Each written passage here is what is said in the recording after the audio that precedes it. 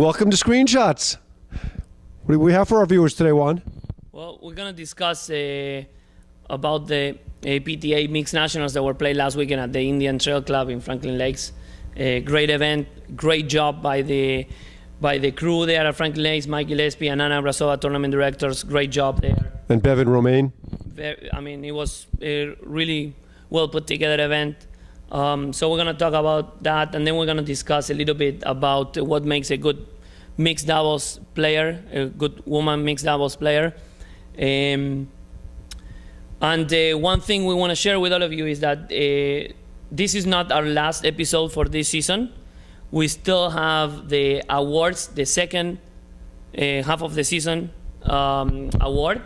So we would like you to submit any awards that you think we should be giving out. Could be the award itself. Could be a nomination for a certain award. Either one's fine. Yeah, please send any awards at the email address that you can see on the screen now. And then in the next episode, we're gonna give those away. And just so all of you know, categories are gonna be best player, best partner. Of course, we're gonna have the worst African player, and then important awards like of that category. And we're also going to have a point of the week from Nationals. We're one tournament behind on that, but we're going to have a spectacular point from Finals and Nationals for you. So we'll be right back with all of that.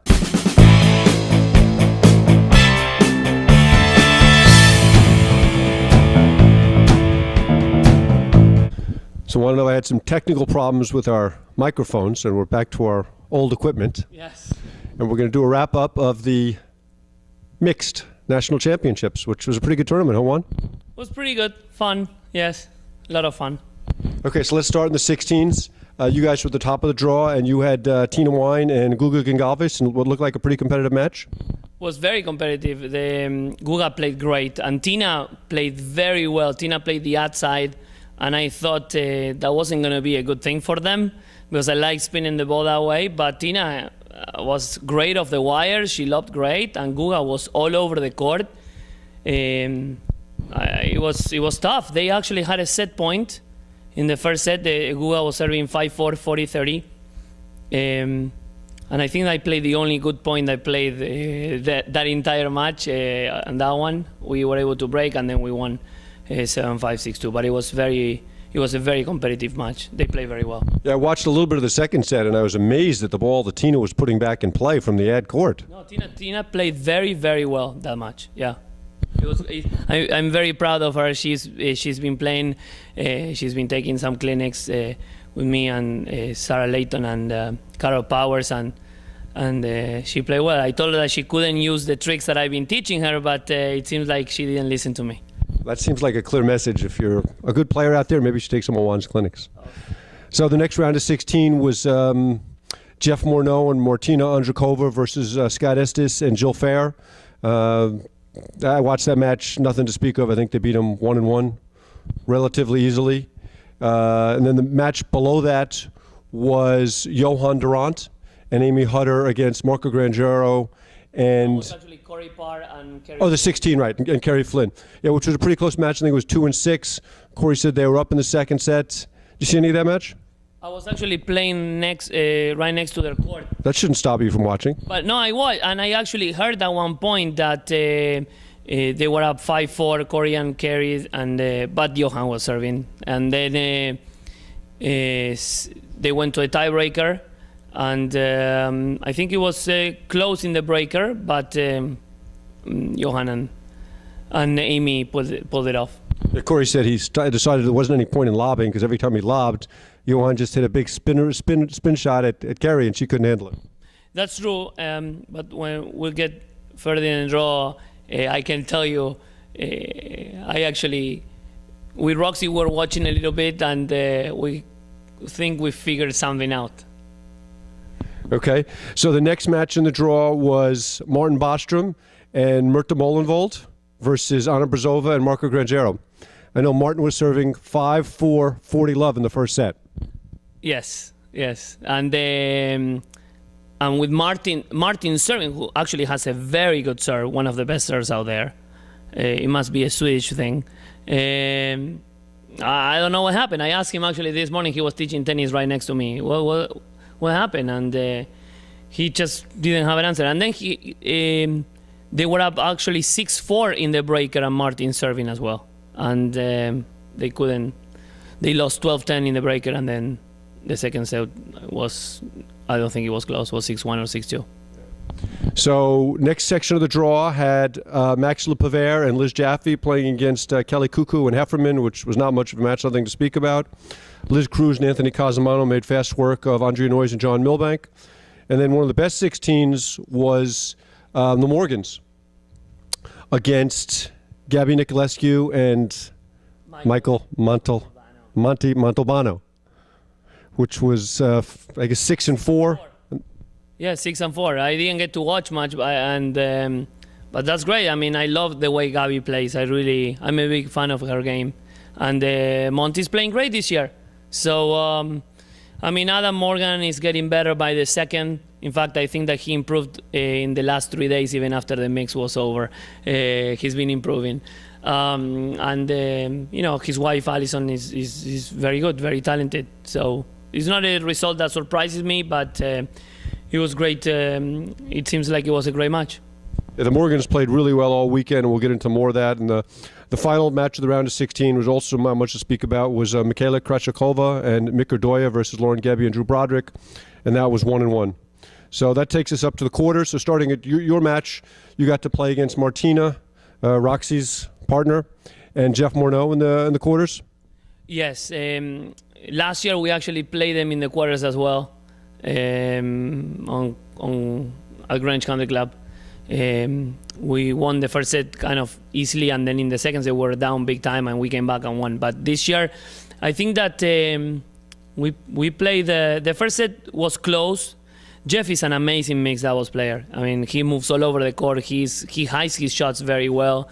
But I think we played smarter. I mean, the first set was close, but the second set we played very, very well. Now, Roxy hurt her back early in the day, and how did that impact her play? Well, we have to change the strategies.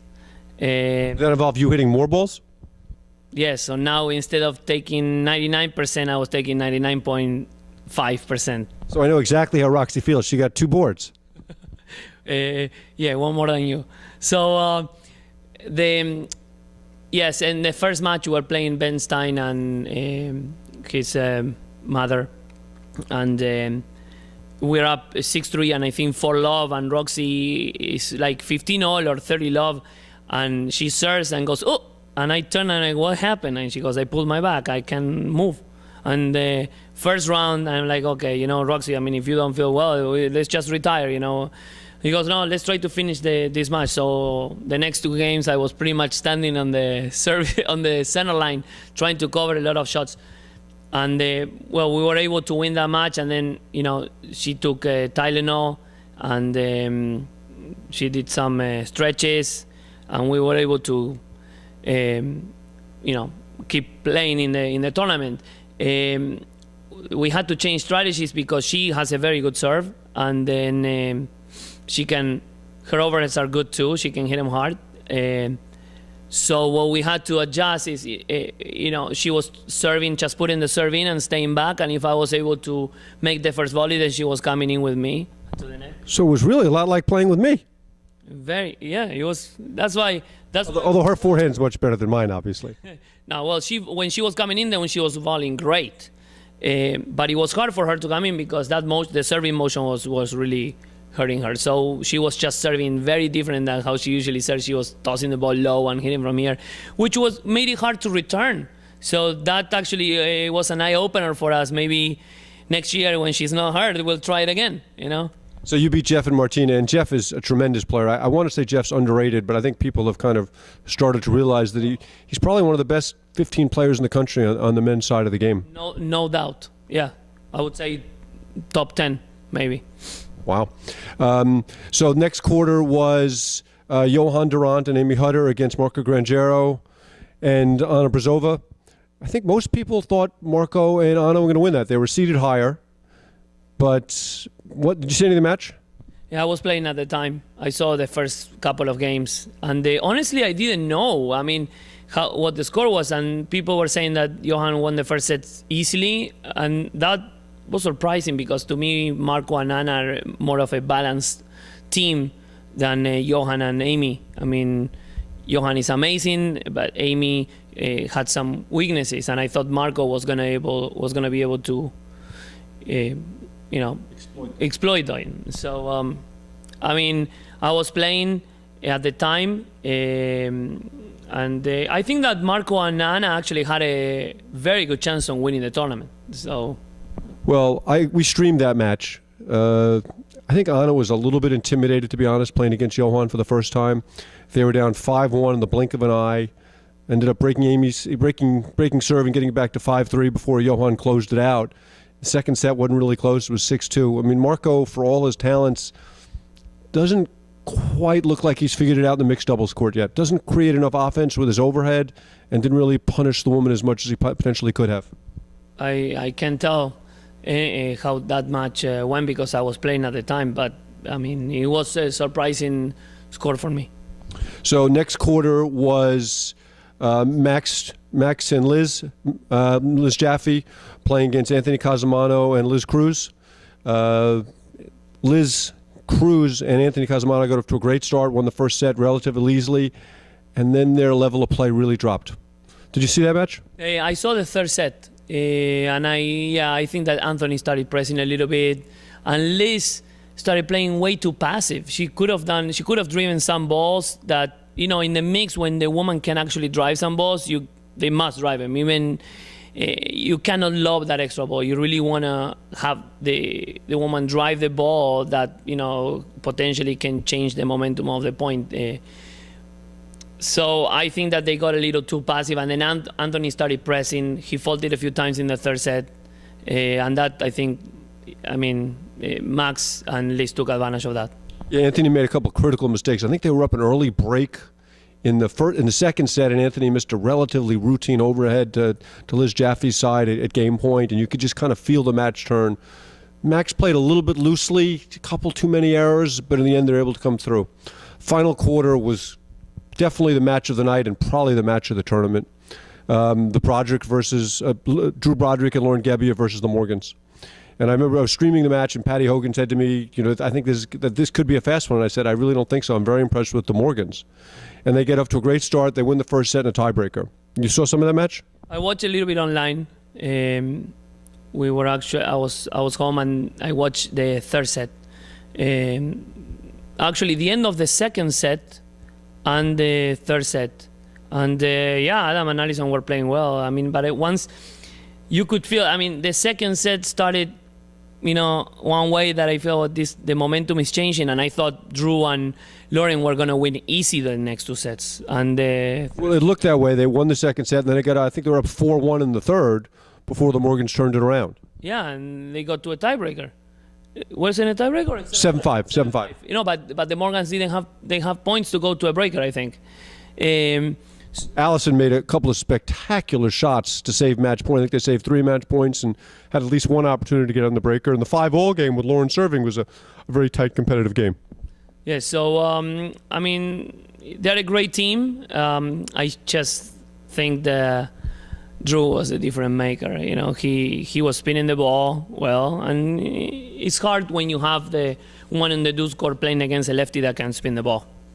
There are 3 people in the country that can disrupt Drew Broderick's tempo. Mark Pastrans, Johan Durant, and Lauren Gebbia. That's a great statement. That's awesome. Because she just drives the ball out. Drew wanted to play that patient style, and Lauren was more patient this year than last, but still not the way Drew wanted to play. Which brings us to Sunday morning, the semifinals. The marquee matchup is you guys versus Johan. In my opinion, I said this on the stream, the two best shot makers in the men's game. But the difference in the match was really Roxy. She was just rock solid. I agree. She was we had Johan was probably the best player on the court, and then I was able to spin the ball at Amy, and then Roxy, her forehand, I think that was the shot that made the difference. Her return of serve. And then Amy was struggling with the spin, so she was the weakest link. And I figured something out on that match, that the back the center screen on the other side of the streaming, you know. So when Amy was really tight, that screen. So I just never hit any other serve just by spinning hard to the middle, and the ball was always making it to the side wire, and she really struggled with that. In fact, after the match was over, I went to Johan. I said, Johan, why didn't you do the same thing to Roxy? I mean, you should have done. And he said no, that Roxy was going to turn and drive the return, but he didn't try it. So I think that, look, we won. We played well. Roxy played amazing. She made a few great volleys of Johan returns that, you know, when she makes those volleys and redirects to the other woman, it gives me the edge, and now I can take control of the net. So that was huge. But I think that Johan, on the other hand, didn't punish Roxy as much as he should have. He didn't spin the ball as hard. But part of that was what we had in strategy. We knew that we actually had to make Johan hit overhead from the left side of the court. Because if I was lobbing over Amy, then he had the cross-court overhead spinner. No, I know what you're going to say, but the truth is we figured it out before that. And the other thing is when I happened to lob down the line, then I was making Roxy drive down the line and make Johan. She, at the beginning, started, no, I don't want to make Johan hit any balls. And I know that anybody that plays Johan for the first time, after seeing him play, nobody wants to hit the ball near to him because he can do stuff that not many players can. But the thing is, if you get him involved and keep him honest on his side, then the court becomes much bigger. The ability he has of narrowing the court is amazing. So if you just try to play a very tiny court just to avoid him, you start missing. So we wanted to play him more. We make him hit some more head from the left side of the court. And that, I think, that opened the court a lot for us. Well, a couple thoughts. One, I thought it was a tremendous effort by Amy Hutter this weekend. I mean, she played great against Marco and George. She's on the court with people that are 1, 2, 3 in the country in both the men's and the women's game. She had a couple of really interesting start positions. So when you were serving to her, she was standing in the tennis position for the ad court, literally with her left foot on the sideline. Yeah. When Johan was serving to you, she had half her body in the red. Which was interesting, and I thought she played really well. We'll talk more about Roxy as things goes on. We're going to do a section later about what makes a great mixed player, and to me, Roxy is the epitome of that. Other semifinals, a rematch from last year, which is Drew and Lauren versus Max and Liz, which was a 7-5 in the third match at the Greenwich Country Club, just a terrific match. This year, Lauren and Drew win the first set 6-4. Match gets tight. Drew serves to stay in actually, Max served for the second. They had some chances. They're actually 3-5. Drew serving to stay. They have some chances in that game. Got to 30-all. 30-all. So then Drew holds, and now Max is serving, and he starts the fault. That's something that Max has been struggling with this year, and we're watching. It was actually painful to see from the outside, and. It was sad because I actually wanted those guys. I mean, I didn't care who was going to win that match. Of course, I mean, I like Max. We're good friends. I'm good friends with Drew too, but I'm closer to Max. So I wanted them to get to a third set, but he got tight, and that is in his head. I mean, if he can get through that, you know, he's gonna win more matches. But yeah, I think that he got tight in that game. And then at the 5-all game, he missed 3 returns. He missed 2 returns in the net and 1 long. From Lauren's serve, which is really inexcusable. Yeah, well, Lauren, you know, I played against her. When she serves deep, when she goes after the serve, she has a decent serve. It's just that she is another one that gets tight and they start serving short, and then that's a problem. Well, she also serves with the wrong grip, which is a problem. Well, I mean, I wasn't paying attention to that, and I will not correct that because if I happen to play again, I want her to serve with that grip. So what's the correct grip? Okay, so Drew and Lauren ended up pulling out the breaker. Lauren played a great breaker. They had a couple lead cords, including one on match point, which brings us to a rematch of the finals, which a match you guys won pretty handily last year, 3-2, 3-3. So the match starts off, and you were pretty shaky to start the match. Yeah, I was shaky, but that's actually the the right word to use. I was shaky. I was actually, my entire body was like shaking. I was like super excited. I was like this. I couldn't stop. And I did have some coffee before that. I don't know if that took effect, but the truth is, oh my God, I was too jumpy, making too many mistakes. They weren't missing. Lauren was playing great. She was driving the ball at me and keeping me honest. I was making some volley mistakes. I think Roxy played great. And then I was trying to calm myself down, which is almost impossible. But I was trying to use something that I learned from I'm going to say his name, Brian O'Connor. I'm not going to use any nicknames because somebody doesn't like him. Learn something from Brian O'Connor? You learned how not to do something? No, I learned something from Brian O'Connor. You know, sometimes, which drives me nuts when I play with him, he starts breathing like that when he hits a drop shot or when he hits an overhead. So I started trying to breathe, you know, get a little more loose. I mean, I was having a hard time. And we go up 3-1 in the second set, and I think that momentum is changing. We're starting to play better. And then I get broken. You played a very bad game at 3-1, including at deuce. Drew hit a ball through too hard. Maybe it was game point for you.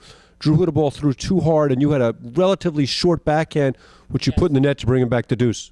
Yes. It was a 40-30, and then I did that, and then they played a good point that I don't remember what happened at deuce, but then at out I faulted off a lead court.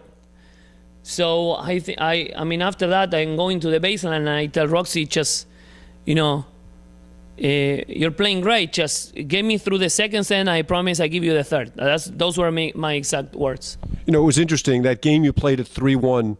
Sometimes when you watch a match, you can feel the momentum shift, and you can almost see a game that's played, and you look at it and say, "Gee, that's the type of game that you can play to lose a match." And that's how I felt watching that match. And ironically enough, after you played that game, you guys lost one more game in the last set and a half. Yeah, no, I know. After that game, I mean, the next game, Drew is actually serving 40 love, and we come back, and I mean, Lauren was hitting many swinging volleys, so I was trying to make her volley and miss some. She missed in that game 2 volleys.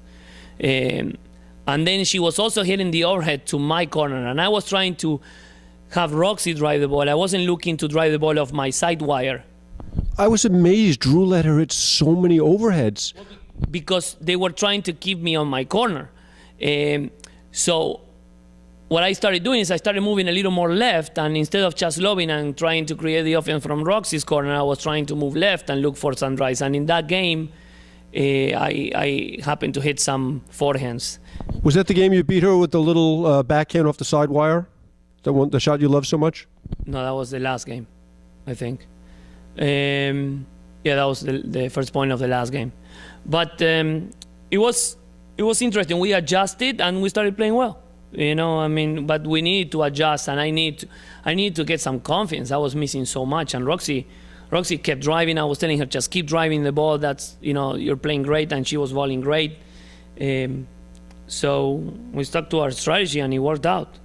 Yeah, third set was, I won't say routine, but the big game to me was Drew serving, I think 1-4, 40 love or 40-15.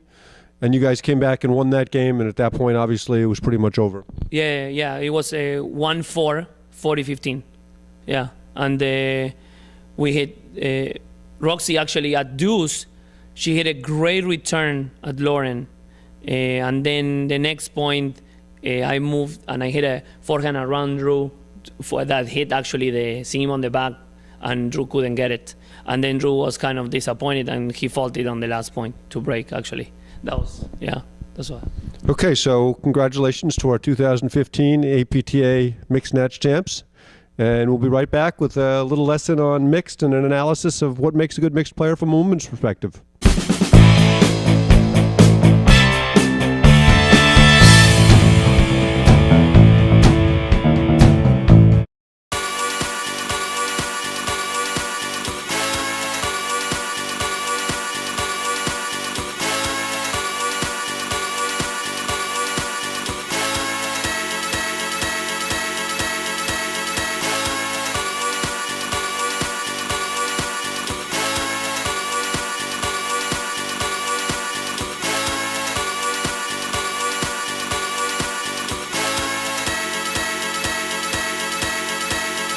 more time.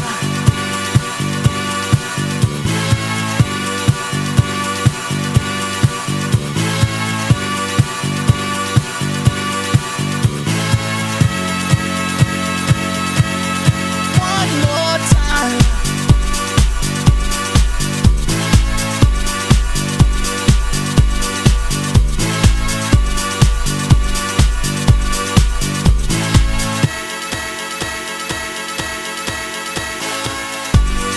One more time. We're gonna celebrate. Oh yeah, alright. Don't stop the dancing. One more time. We're gonna celebrate. Oh yeah, alright. Don't stop the dancing.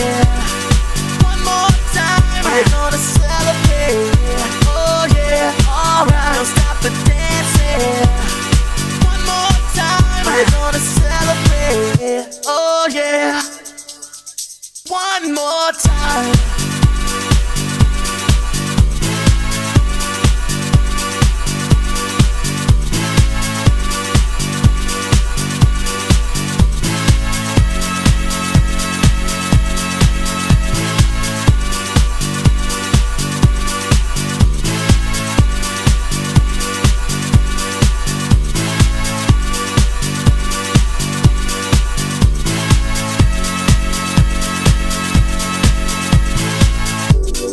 One more time, we're gonna celebrate.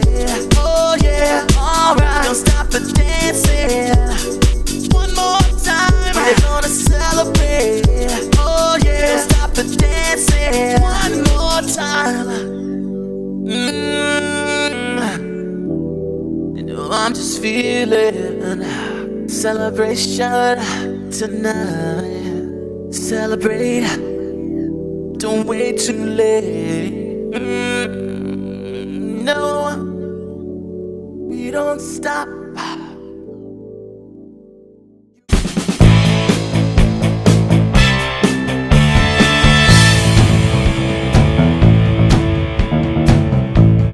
So Juan, I was struck this weekend watching mixed nationals how many different ways there are for the women to play. On the guys' side, pretty simple, right? The guys got to be aggressive. They got to find the women.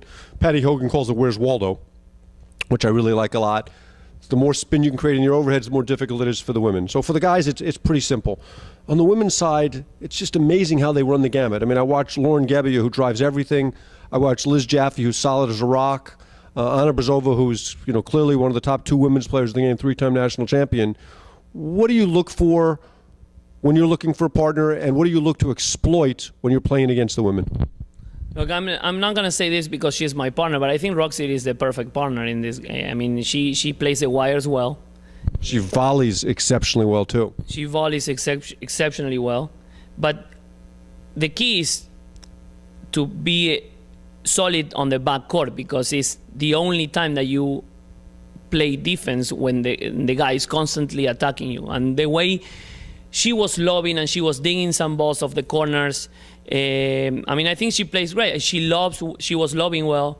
Usually when she plays in the women's draws, she plays the outside, and with me she plays the deuce. I personally think she's a better deuce court player because she plays the screens very well. She lobs well with her forehand, and she gets to drive the ball when the ball is hit a little hard to the screen. So I love the way she plays there, and I think overall she's great. I mean, if you ask me, I can also set her up. It's not that she is looking to set me up. That's what I see. I mean, too many ladies, when they're playing in the mix, they're playing on survival mode. They're playing not to lose the point. With Roxy, we're actually playing to win the point. I can lob some balls so she can actually drive the ball. Too many women are passive, and they're waiting for that ball to be hit to the guy so he can create the offense. And that puts a lot of pressure on the guy. I mean, he can start making mistakes, and then there is nowhere to hit the ball to. So the other woman I thought was really going to be a good mixed doubles player, and I didn't think she played particularly well this weekend, was Liz Cruz. She looked like she got what you just talked about, a little passive to me. Well, that's key. I mean, if the woman gets passive, then it's very hard to change defense to offense when you're on the back court. The guy keeps hitting the ball there, and eventually the woman is going to miss. Or you're going to get a seam or a nick or something. Something's going to happen. something's going to happen. I mean, you really need to challenge the net team. And that happens women, men's raw, and mix. The sport is the same. It's just that the woman gets to hit a lot more shots in the mix. Now, it was interesting watching Lauren Gebbia play because Lauren is explosive from the backcourt, drives the ball really well off of both wings, but she's a little bit weaker at the net. She tends to swing at her volleys, and that's exploitable. Yeah, I mean, I don't know if she's that way. I mean, she has good hands, she volleys, but I think her weakness is not the net game, it's the backcourt game. Because one thing, what is to be aggressive? What I'm saying is from the backcourt, you have to be aggressive, and you got to challenge the net team. An aggressive shot, I mean, many people think that aggressive shot is a 300-mile-an-hour drive, but you're basing just aggressiveness on how hard you can hit the ball, and that's not true. A drop shot is an aggressive shot, and you hit it very softly. So I think that what she's lacking is the lob. I mean, she's driving the ball, but if I'm on top of the net, she's not being aggressive to me. I'm just blocking the ball. I'm doing nothing. She's not challenging me. The moment that she can lob some balls and she pushes me back, now her drive is going to become more effective. So she's a hard hitter, but I don't think she's that aggressive, at least in mix. In women, could be in the women's row is a different story. If she would lob a few more balls, those shots or ground strokes that she hits from the backcourt are going to be a lot more effective. I think that right now she's having a hard time creating offense because she's trying to hit through the players, and good men players are going to volley those balls. And how about Anna Brzova? I really had higher expectations for she and Marco. I only saw them play one match. I saw a little bit of the match against Martin and Murta. Were you surprised they didn't do as well as a lot of people thought? I am surprised. I mean, the only thing is, I think that Anna is the other extreme. I mean, she's a set-upper. She lobs. I mean, to me, Anna has the best lob in the women's game. Best lob. And she plays the deuce court. But again, I mean, she doesn't create much offense. And you have to challenge the net team. I don't care how good you lob. I mean, the guys are going to keep the ball in that corner until you miss. And especially if, they lost to Johan. I mean, Johan will do something that will make you miss. Or he's going to hit a winner. But if you don't challenge him, you're there to lose, for sure. Yeah, it was a little disappointing that Javi and Vicky didn't get to play. I mean, Vicky being the best player in the women's game. It's a lot of fun seeing her play against the guys. I mean, last year she and Javi put a beating on Johan and Amy Hutter. Now, Amy's come a long way, but Vicky was really impressive the way she handled all the spins and the shots that Johan had last year. Well, Vicky and Javi did very well on Friday in the husband and wife, losing to Parcels and to Mark Parcels and Dana in the final. But I heard Vicky was at times the best player on the court. Yeah, Vicky's tremendous. I heard that was in bad conditions as well. Any other thoughts for what makes a good mixed doubles player on the women's side and what they need to do? Should they be playing closer to the middle, closer to the side wire? I think one thing is that the woman that is not stubborn, I mean, like adjustment of serving and staying back, or the women that are willing to adjust, to change their game, are going to be good mixed doubles. I mean, a lot of, like Roxy this weekend, we decided that she should stay back because she couldn't serve and come in for her back was hurting. But that, in the end, it worked great because some guys were returning a little harder and then she was able to drive off the screen. So things like that, the willingness of adjusting their game and constantly changing, that works. I think that we get to see more adjustment and different strategies and people constantly changing their style. In the men's row, we don't see that much in the women's row. It's very linear, and that's why Vicky is so good because she